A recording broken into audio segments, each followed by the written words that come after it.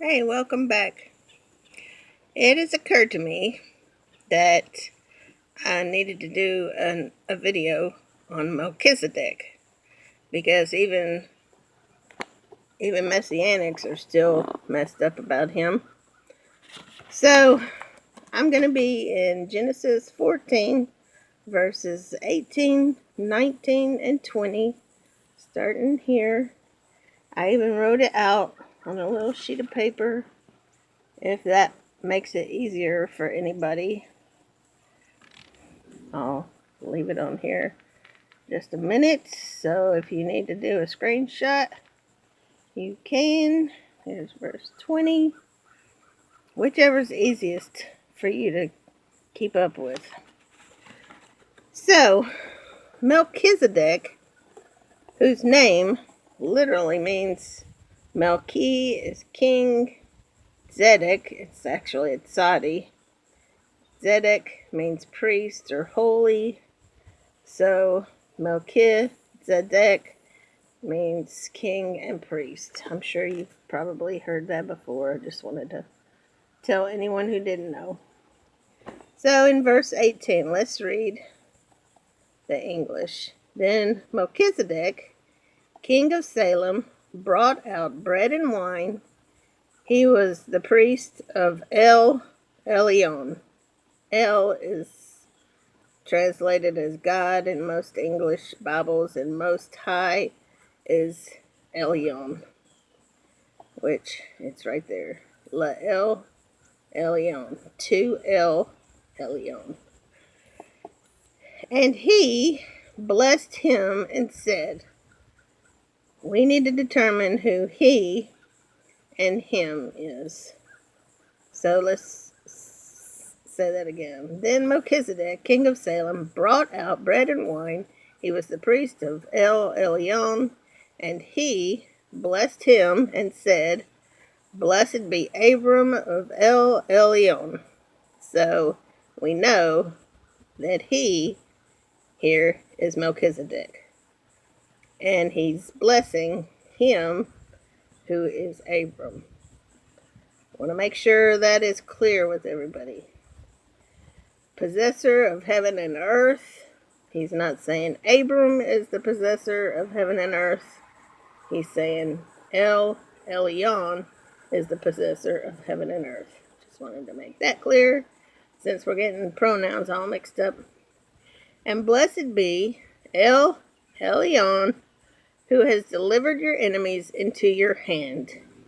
And he gave him a tithe of all. And he, who is he? Melchizedek.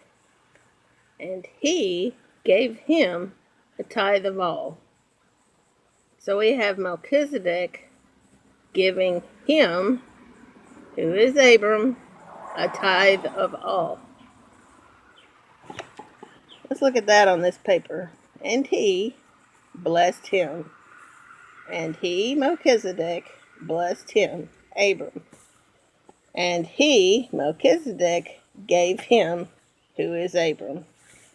It's Yahweh has put these two sentences in the exact same form, so we would know who he is and him is. And then we have, just to prove our point even more, now the king of Sodom said to Abram, give me the persons and take the goods for yourself.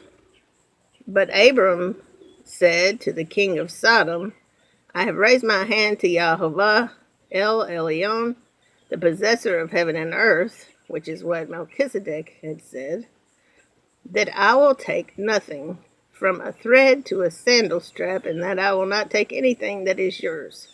See, even the king of Sodom tries to give Abram things, and Abram, in his wisdom, and knowing that the king of Sodom is evil, said he wasn't going to take anything from the king of Sodom, but he did take bread and wine and took those from Melchizedek, the holy king, the priest and king of El Elyon, of El Most High.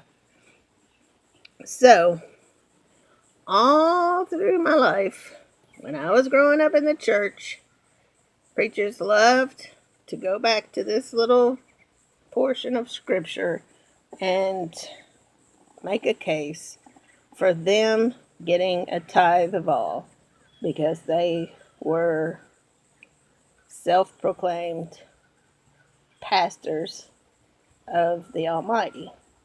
Well, this clearly is not what's happening here.